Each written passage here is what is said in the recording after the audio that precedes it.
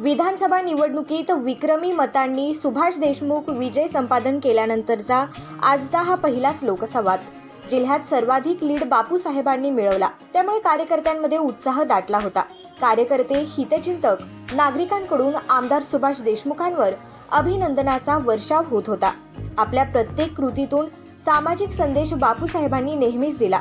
त्याला अनुसरूनच सत्कारासाठी येणाऱ्यांनी बुकेऐवजी बुक आणावे असे आवाहन त्यांनी केले होते.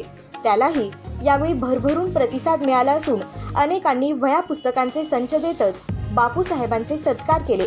तसेच दक्षिण सोलापूर पत्रकार संघाच्या वतीनेही यावेळी आमदार सुभाष देशमुख यांचा सत्कार करण्यात आला.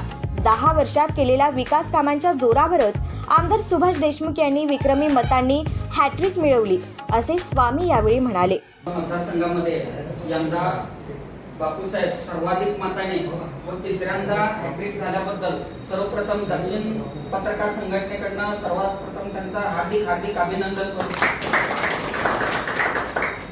बापूंनी सर्वाधिक मत मिळवून तिसऱ्यांदा हॅट्रिक झाले व खूप मताधिक्याने सर्वांना असं खूप चांगले कामं केले.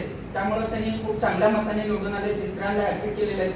त्याबद्दल तालुक्यात संघाचे अध्यक्ष पंचप्पा स्वामी, सचिव नितीन वारे यांच्यासह पत्रकार संघाचे सदस्य उपस्थित होते. दैनिक सोलापूर तरुण भारतचे व्यवस्थापकीय संचालक दिलीप पेठे, संपादक प्रशांत माने यांनीही आमदार सुभाष देशमुख यांचा सत्कार केला. तसेच दक्षिण सोलापूर मराठी पत्रकार संघाचे संजीव इंगळे, पंचप्पा धनशेट्टी, बिसलसिद्ध काळे, आनंद बिराजदार यांनी धान्याचे किट देत सत्कार केला. यावेळी शहर व तालुक्यातील भाजपा पदाधिकारी, सरपंच, उपसरपंच आणि कार्यकर्ते यांची आजच्या लोकसंवादला खास उपस्थिती होती.